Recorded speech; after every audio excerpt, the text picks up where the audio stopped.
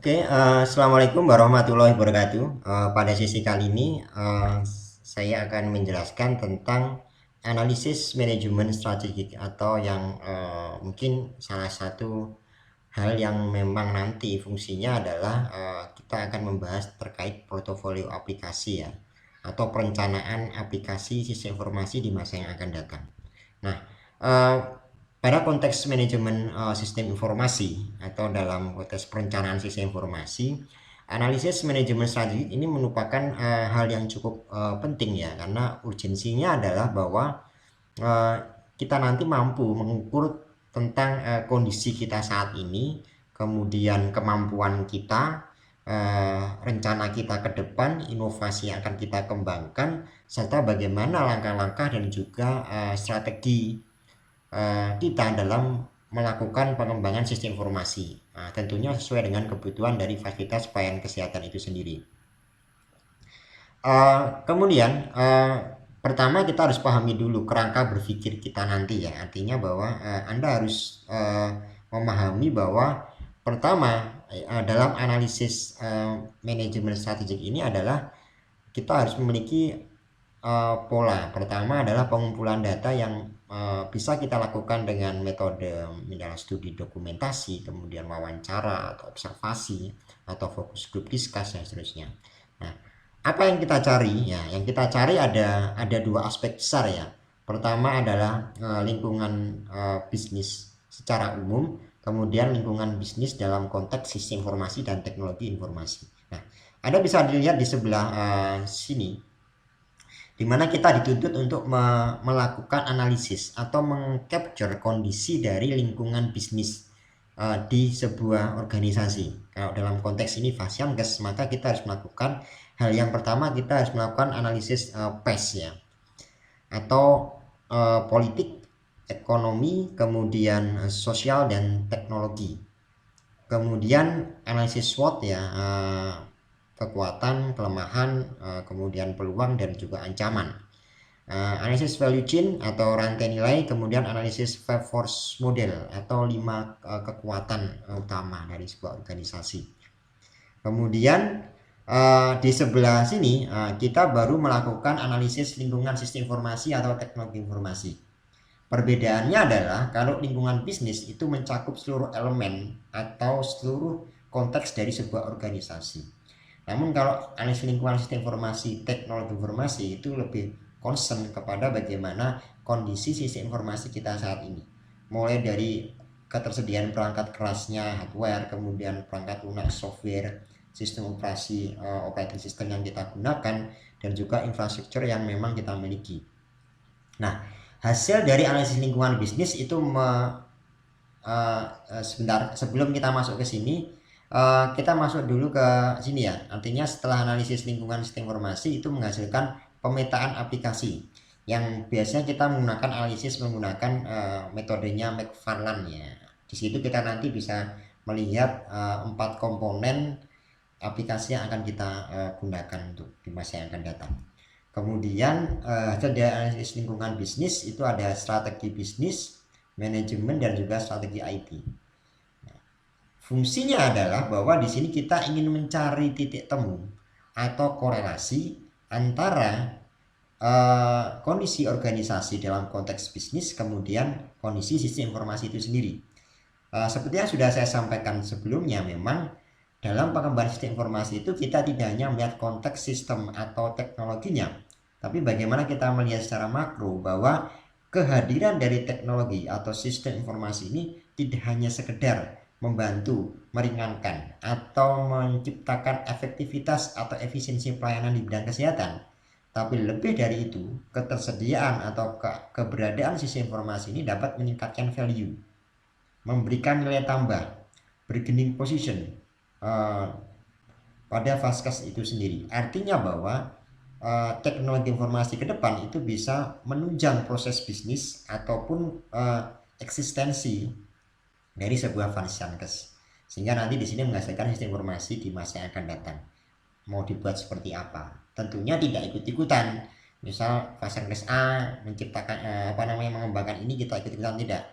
Kita harus tahu dulu bagaimana kekuatan dan kondisi kita.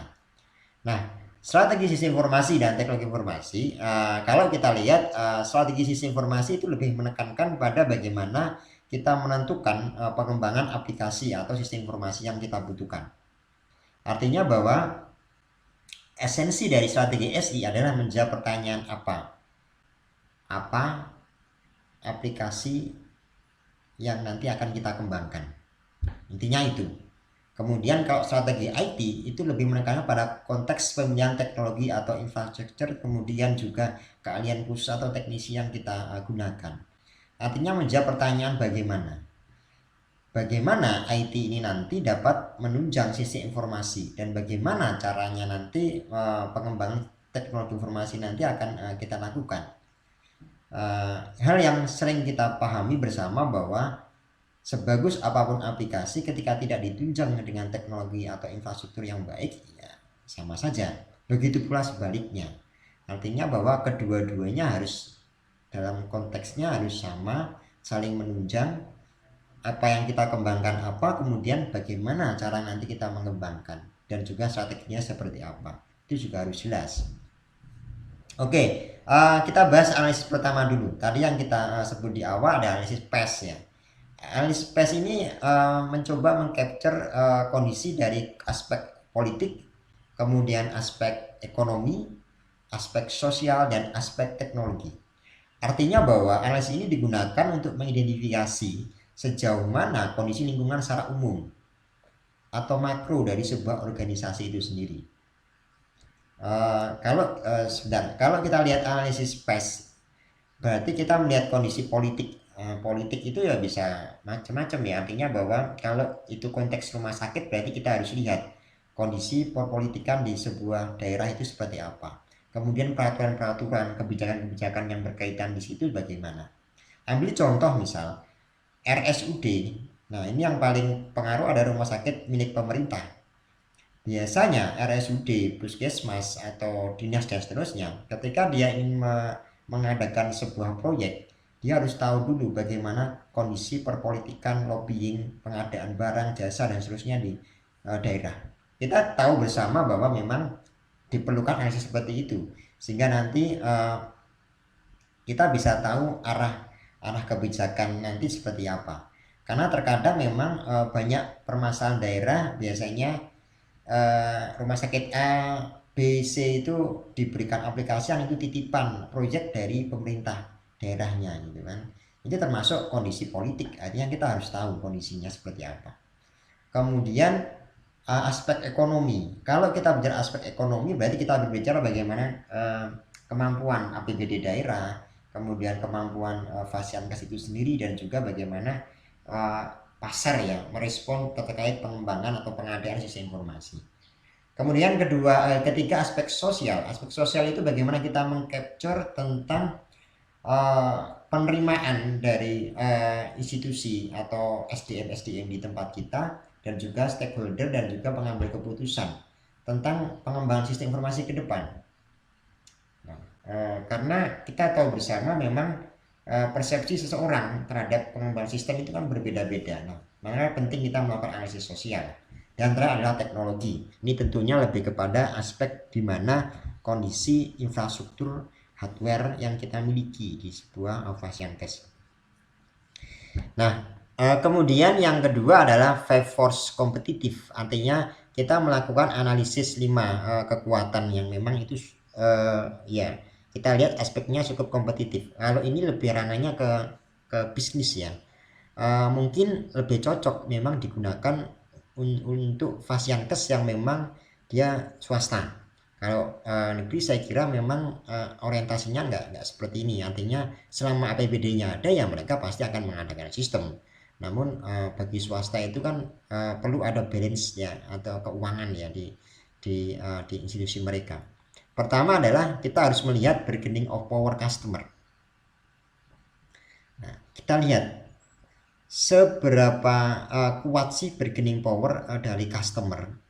Artinya begini, bagi customer menengah ke bawah, nah itu biasanya kalau dia berobat ke Fasiankes, ya yang penting mereka itu dilayani gratis, kemudian kalau pakai BPJS gratis ya, kemudian tuntutan mereka tidak begitu besar ya, karena memang untuk rumah sakit kalangan menengah ke bawah ya cukup, misal ya ini ambil contoh ya, yang penting mereka terlayani dengan baik ya cukup gitu kan.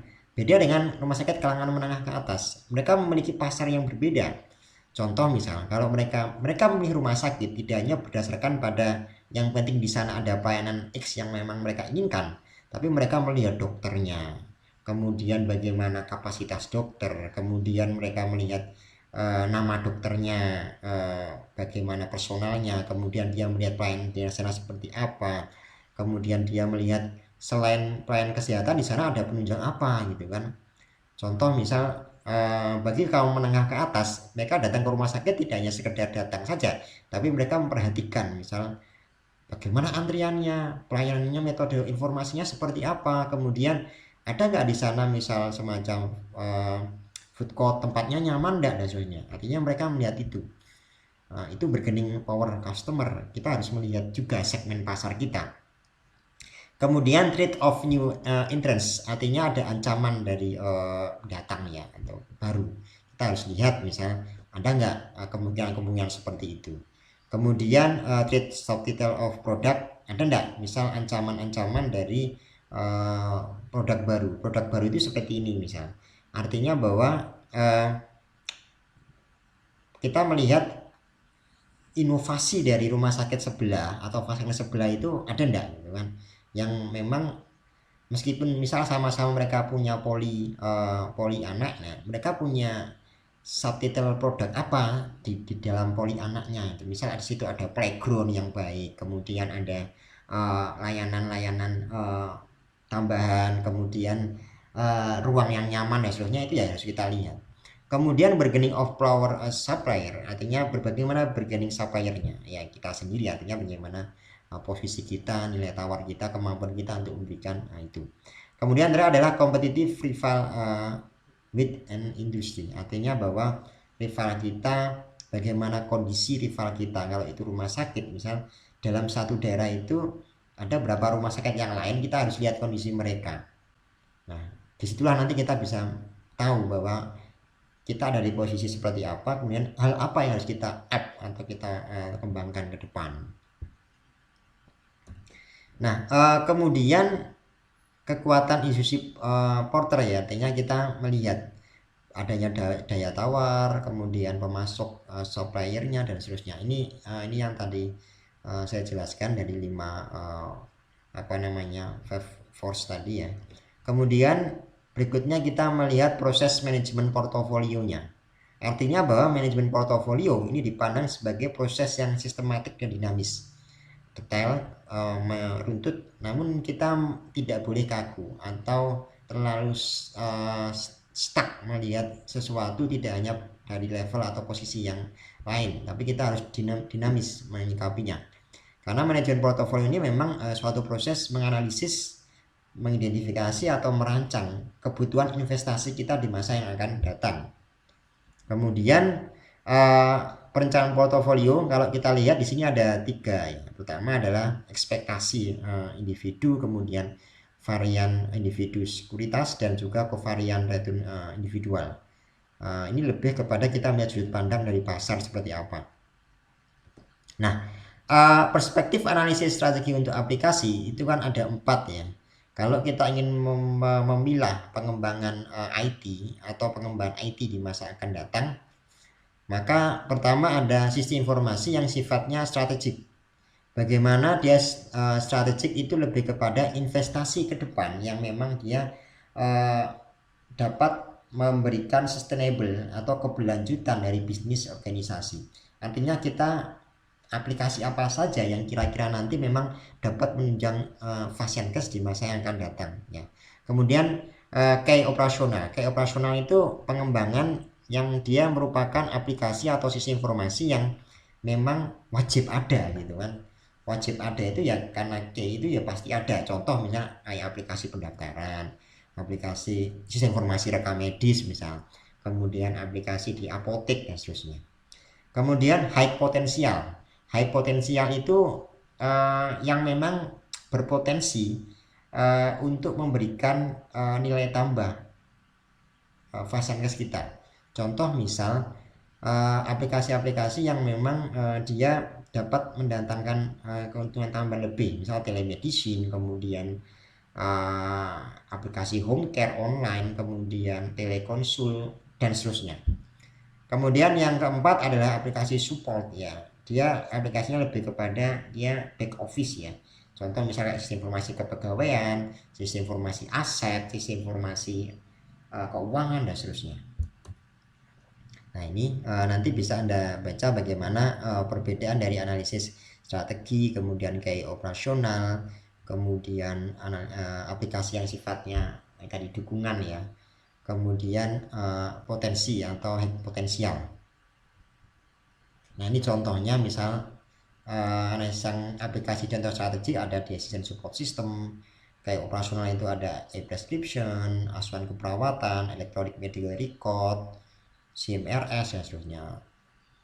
Hack potensial itu ada misal website interaktif, SMS gateway, kepuasan, kemudian support itu ada sistem informasi kepegawaian, perencanaan aset keuangan dan seterusnya. Tapi konteksnya itu pasti berbeda ya, setiap fase itu memiliki yang berbeda-beda. Kemudian ada portofolio kebijakan. Nah, kita melihat tentang bagaimana peraturan ke depan.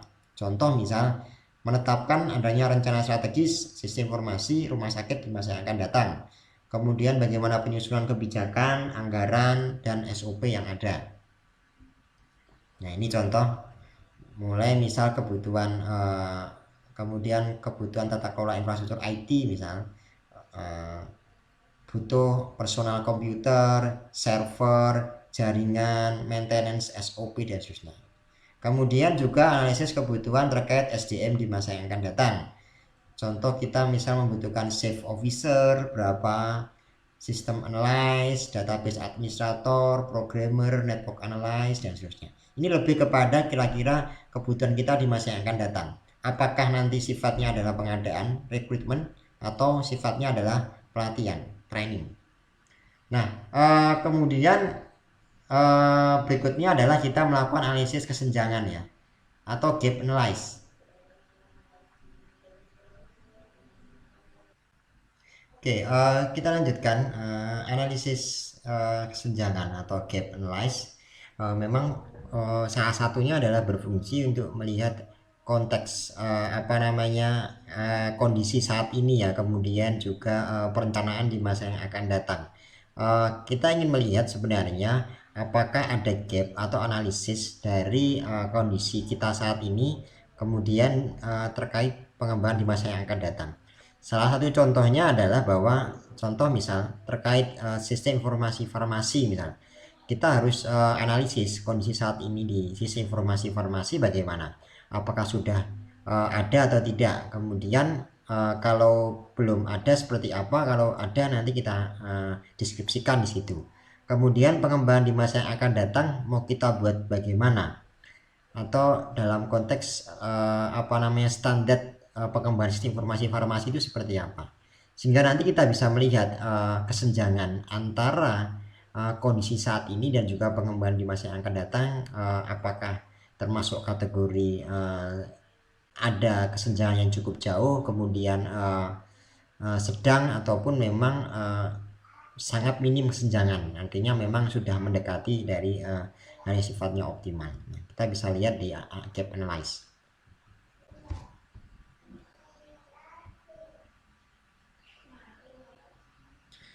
Nah, inilah analisis gap atau kesenjangan.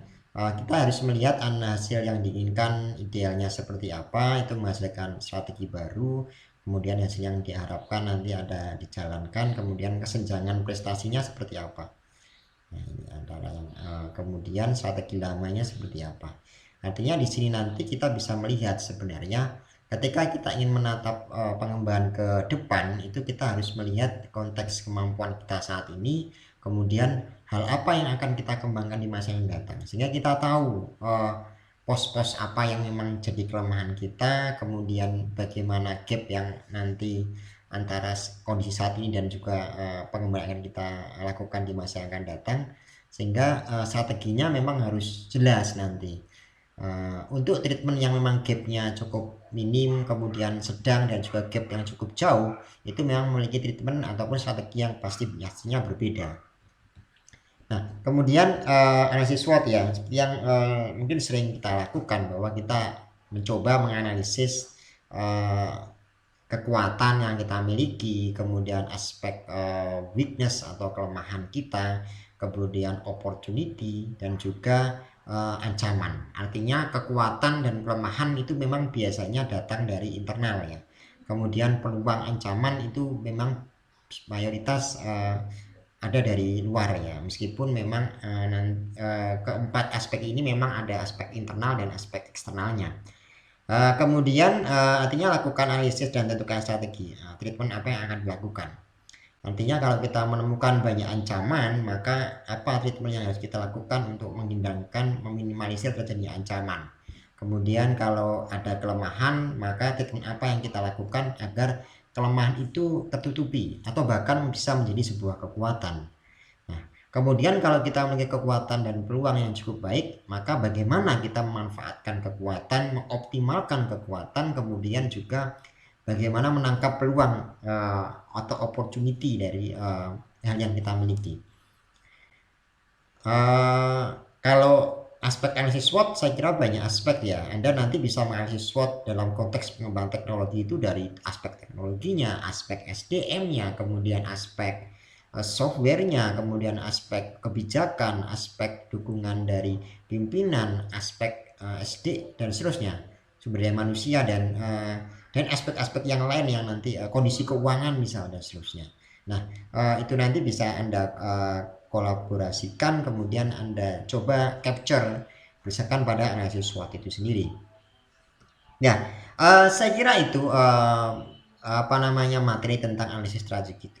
Intinya bahwa ini merupakan salah satu tools atau komponen di mana nanti kita mengcapture atau melihat kondisi kita sebelum nanti kita mengembangkan rencana teknologi dan juga sistem informasi di masa yang akan datang. Tentunya adalah tadi kata kuncinya, tidak hanya sekedar meningkatkan efektivitas dan efisiensi Fasiankes, tapi bagaimana teknologi itu nanti dapat meningkatkan bargaining ataupun nilai tambah dalam pengelolaan atau bagaimana menjaga keberlangsungan sustainable dari Fasiankes itu sendiri. Saya kira itu materi pada sesi kali ini. Selamat belajar. Wassalamualaikum warahmatullahi wabarakatuh.